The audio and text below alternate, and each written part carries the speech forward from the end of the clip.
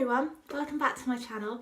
If you are new here, my name's Harriet and I have two little girls, Isabella who's 2.5 and Florence who is 1, she's just turned 1. Today I wanted to talk to you about silent reflux. My youngest daughter Florence has got silent reflux still and she's just turned a year. I think the doctor said 90% have gone by 12 months, the reflux has gone by 12 months, but we were in that lucky 10% that haven't.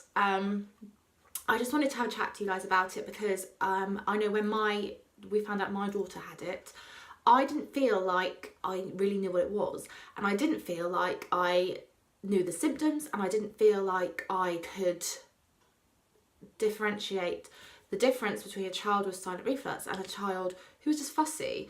So I really struggled with Florence to work out what was actually the matter. So I thought I would come and chat to you guys about what the symptoms were that we found and just see if I can help anyone out, because I know I found it quite a hard time when we first realised she had it.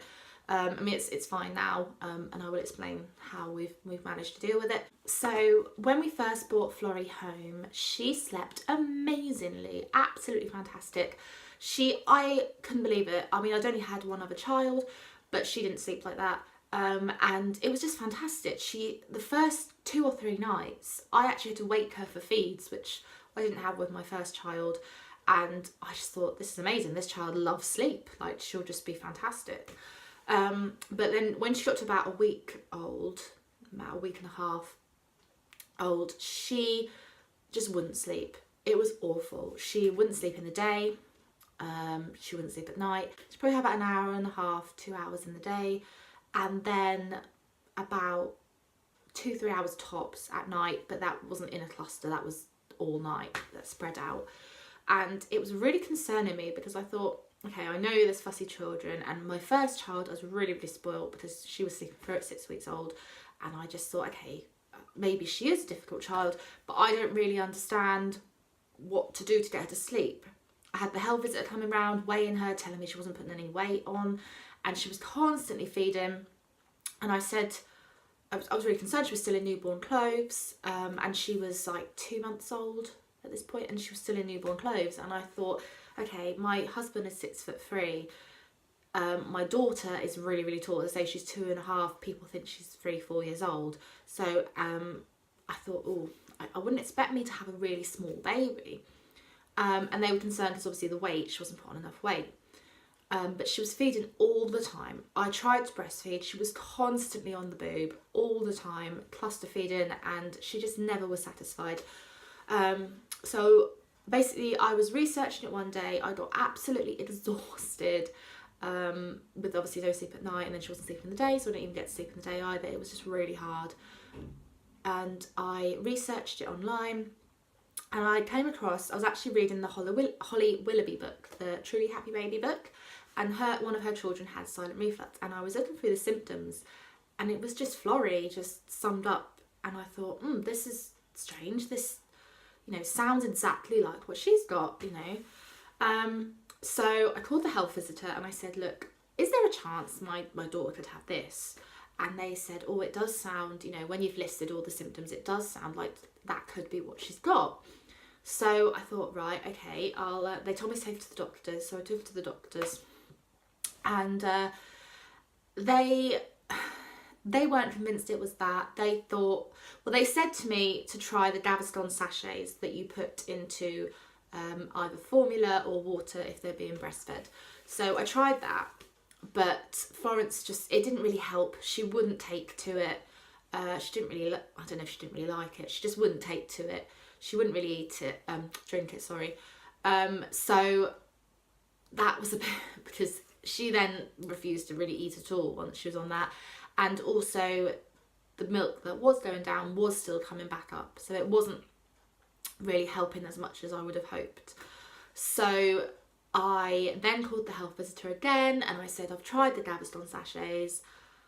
Nothing, I've looked online, I tried, propping her bed up, so rolling up like a blanket, putting it under her Moses basket, which some people recommend not to do because of the risk of cot death, but I had her in a sleeping bag, so I thought, well, okay, they said if you have a blanket, maybe they go under the blanket, but I had her in a sleeping bag, so I thought, well, hopefully that won't be an issue, and I needed to do something to try and get to sleep because she just was so unhappy all the time. And I then spoke to the health visitor again, and I said I tried a few different things, and they told me to go in and see them. And when I took her in, they realised that, you know, we were sitting in there and she just sobbed and screamed the whole time we were there, and there was nothing I could do to console her. And I think they could see that I was struggling. I didn't know what to do. You know, everything I tried just wasn't right. She just wouldn't settle. And then I think they realised that I was, you know, I needed some help. They said that maybe it was a lactose intolerance. So, I mean, again, I didn't know anything about that. So I thought, right, okay, I'll speak to the doctor about it. I took us back to the doctors, and they said they didn't think it was that. They said that some people jump to that too quickly, assuming that that's what their child has got, and sometimes it's just a fussy baby, and it could be colic. And I said, well, my first daughter had colic. She had it, I mean, she only had it for about 3 weeks, and she only had it like 3 hours in the evening or whatever. But I said, it just doesn't seem the same. Like, it just doesn't feel the same. Just, I don't know, mother's intuition should call it, but I just had a feeling that it just wasn't colic. And then they said that she might be constipated.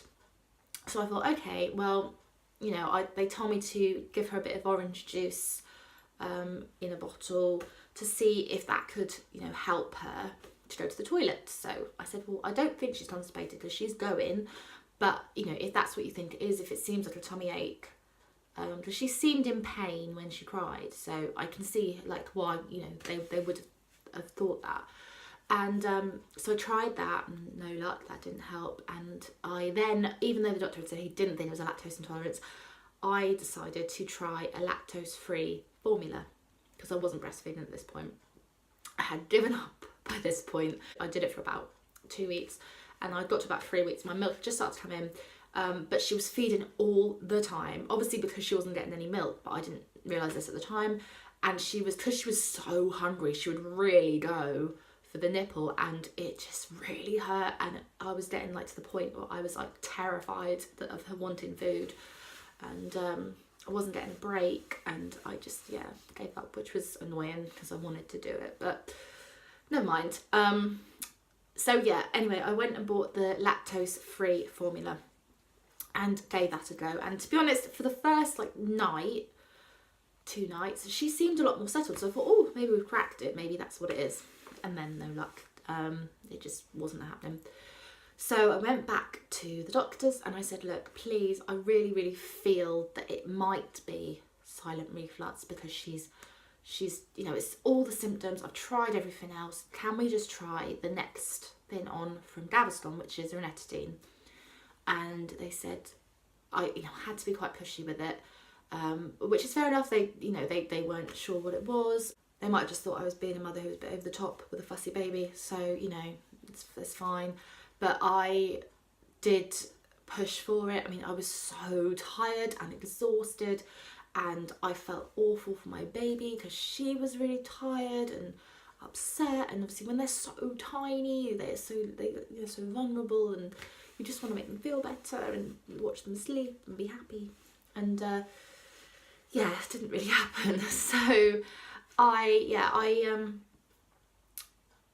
went to see the doctor again, and I really, really begged for the ranitidine, and luckily that time they gave it to me, which was amazing. And as soon as she went on it, she was on 0.05 mils 3 times a day.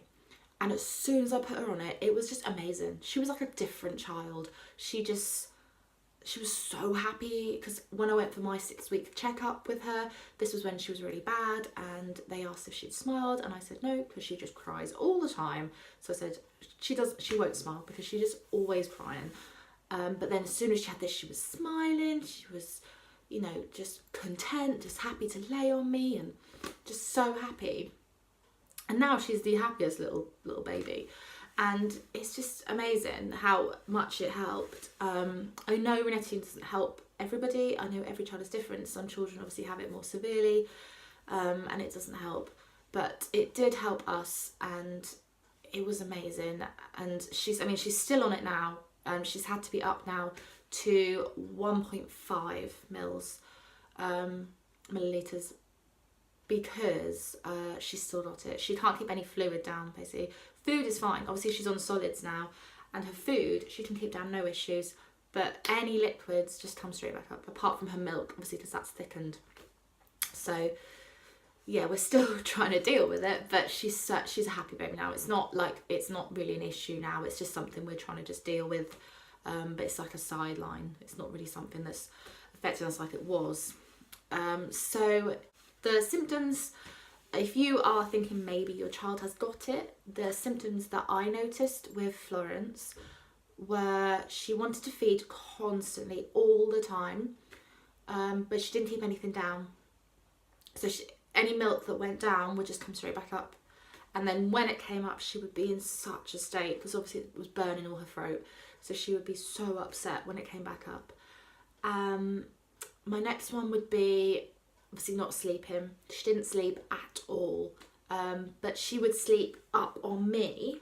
But as soon as she was flat, because obviously as soon as a reflux baby is flat, they get really upset. So because it's hurting them. So that's what I noticed. Obviously as soon as I laid her down flat, would wake up hysterically upset. My other thing, obviously they're not sleeping.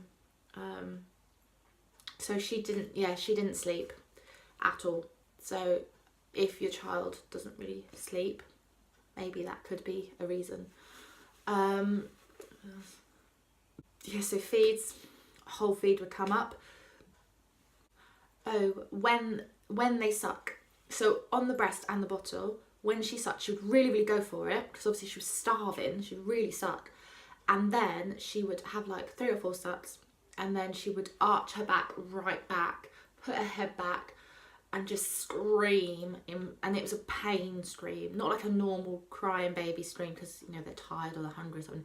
It was an I'm in real pain here scream, which was just horrific. So obviously, and she did that a lot. So obviously every time she'd try and suck, she'd do that arch scream, and you'd be like, oh my gosh, and you just couldn't settle her.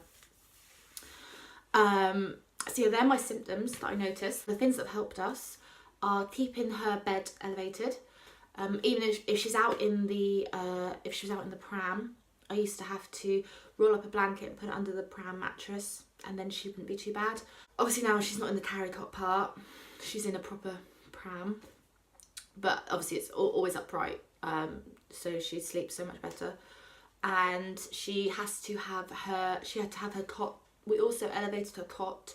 She was in a Moses basket, so I rolled up a towel and put it underneath the legs of the Moses basket, so it was elevated.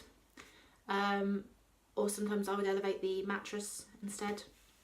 And when she went into a cot, I then elevated the cot by putting again a blanket under the mattress. What else? She had because she was so unsettled, she was obviously constantly wanting comfort, which is completely fair enough when you feel so lousy and you're in pain all the time. So I actually bought one of the, like a sleepy head, but not a sleepy head, the cheaper version, the one that's like all the way around. I bought her one of them to sleep in, and I think she liked it because she felt more more comforted, because she had that round her. So I bought one of those, and that seemed to really help. And again, swaddling, because she wanted the comfort to feel like she was being held. Also, in the car, if she really couldn't settle, she would sleep in her car seat, because obviously the car seat's upright. So if she was really unsettled, I would go out for a drive, so she'd had a bit of a sleep. And then sometimes if she'd had a little bit of sleep, she wouldn't be overtired, so she might then be easier to calm and settle and feed. The Gaviscon sachets did work for us in the end, with just the normal cow and gate Hungrier Baby formula. I put half a sachet in, and that seemed to really help. Obviously the ranitidine, as I said, that has just been a lifesaver. Really, really helped us. I think that's probably it, to be honest. I think that's probably it. But all those things have made our life so much easier. I mean, as I say, she's the happiest little baby. She's just so content now. I have tried to wean her off the ranitidine a few times, but she gets like she used to be, so she's obviously just not ready to not have her ranitidine anymore. And but she's happier, which is the main thing. So, you know, I can't really complain at that. She is settled, she's happy, she sleeps amazingly, she feeds amazingly, she eats everything now, and she's put on a lot more weight. We have no worries with her weight now. So yeah, if you have, I mean, I haven't written anything down, and obviously it was about 10-11 months ago that we went through this, so if I have missed anything, I'm really sorry. You know, just trying to do it from memory. If you have any questions that you'd like to ask me, then please do, and I will try my best to answer them. Obviously, I'd just like to say I'm in no way a medical professional. This is just my personal experience that we've gone through. So if you have got anything you'd like to ask me, then please do. And I really hope if I've helped anyone, then it's worth doing. If you are going through it, then it does get easier. It is, I know it's so hard, and I feel so sorry for the mothers who have to go through it. I spoke to mothers who dealt with a child for like 8-9 months that had reflux and nothing worked, and you just think, my goodness, how did I struggled for a month, so how, you know, before the ranitidine kicked in, so how they cope, I don't know. I really salute you mothers, but if you are struggling, and you know, it will get easier, things will get better. And I know at the time you feel really lonely because you're so tired and exhausted, and you just feel like nothing you're doing is right, and if that's how you're feeling, then it will get easier. So I hope this has been relatively helpful, and thank you very much for watching, and I'll hopefully see you again soon. Bye!